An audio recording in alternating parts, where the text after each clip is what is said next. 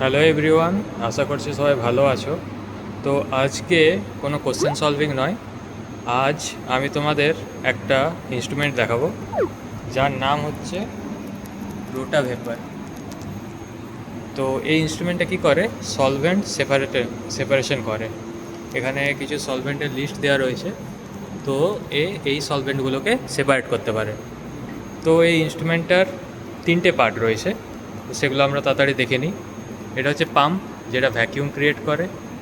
এটা হচ্ছে চিলার, মানে যে টেম্পারেচারকে কমিয়ে রাখে। এখন দেখতে পাচ্ছ টেম্পারেচার 6 ডিগ্রিতে চলছে। কারণ কি, এই টেম্পারেচার কমছে এখানে, দেখতে পাচ্ছ। আর এখানেই এই পাম্পটা কানেক্ট করা আছে এখানে। তো এখানে হাই প্রেশার ক্রিয়েট হচ্ছে। এখন দেখতে পাচ্ছ প্রায় অ্যাটমসফিয়ারিক প্রেশারের কাছে রয়েছে। এটা আমি কমিয়ে দেবো যখন স্টার্ট করব। আর এখানে টেম্পারেচার রয়েছে 5 থেকে 6 ডিগ্রি সেলসিয়াস। তো এখানে হাই ভ্যাকিউম ক্রিয়েট হবে। এখানে আমি দেব সলভেন্ট, যেটা এখানে রয়েছে, আর কম্পাউন্ডও রয়েছে এর সঙ্গে, ইথাইল অ্যাসিটেট আমি আজ করব।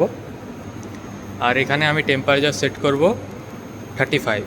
কিন্তু তোমরা গুগলে দেখে দেখবে যে ইথাইল অ্যাসিটেটের বয়লিং পয়েন্ট এর চেয়ে অনেকটা হাই, এর প্রায় দ্বিগুণ। ঠিক আছে, তো আমি তার হাফ টেম্পারেচারে এই ইথাইল অ্যাসিটেটকে এভাপোরেট করাবো। কিভাবে করাবো? By lowering the pressure. কারণ প্রেশার লো করলে তার বয়লিং পয়েন্ট লো হয়ে যায়। সেটা কত দাঁড়াবে? আমার এখানে 35। আর সঙ্গে আমার এখানে রোটেশনও হবে।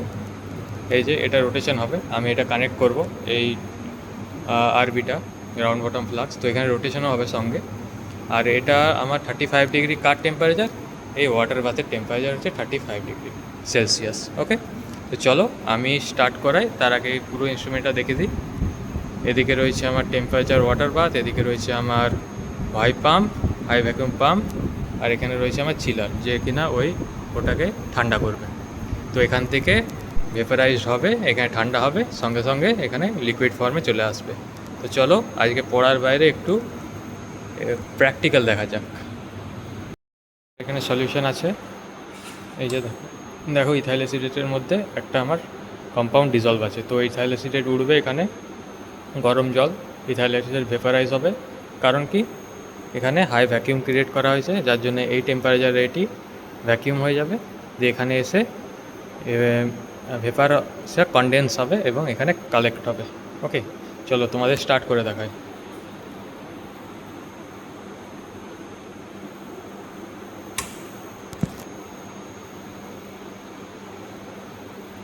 এখানে সেট করলাম 100 RPM, আর এটা ঘুরছে। আর এখানে আমি পাম্প স্টার্ট করব। এবার প্রেশারটা আমি লো করব।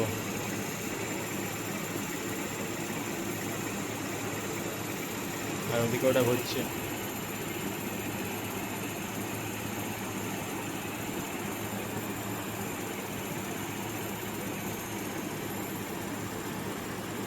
তো ইথাইল অ্যাসিটেটের জন্য কত স্পেশাল লাগবে সেটা এখানে দেওয়া রয়েছে। দেখো 153, অ্যারাউন্ড 153, যেখানে আমার পাম্প একদম 100% এফিসিয়েন্সিতে চলবে। তো যদি আমরা 85% চালাচ্ছি, ওটা তো সমস্যা হবে না। তো আমার 153 কাছাকাছি যেতে হবে, আমরা আস্তে আস্তে যাব। দেখো এখন কমে হয়ে গেল 300, 200। ওকে, তো আমরা আস্তে আস্তে কমাবো। এরপর এখানে দেখবে সলভেন্ট এভাপোরেশন স্টার্ট হবে একটু পরে।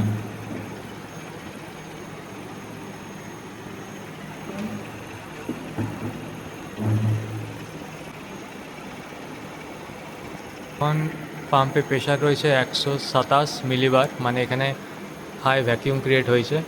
আর এখান থেকে সলভেন্ট এভাপোরেট করে এখানে কনডেন্স হচ্ছে, দেখতে পাচ্ছ।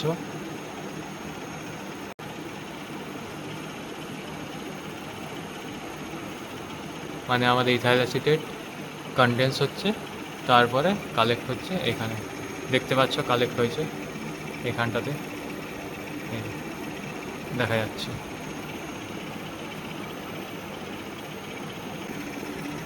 আস্তে আস্তে কালেক্ট হচ্ছে। মানে ইথাইল অ্যাসিটেটের ড্রপ পড়ছে দেখা যাচ্ছে।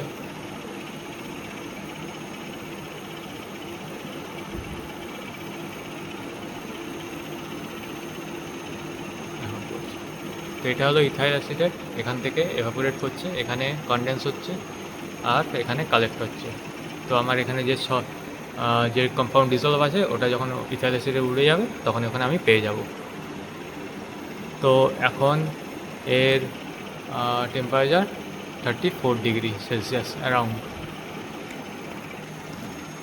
তো এখন দেখতে পাচ্ছি যে প্রায় 90% সলভেন্ট এখানে চলে এসেছে ইথাইল অ্যাসিটেট, আর কিছুটা মাত্র পড়ে রয়েছে, জাস্ট আর কিছু মিনিট লাগবে। তো দেখতে পাচ্ছ এখানে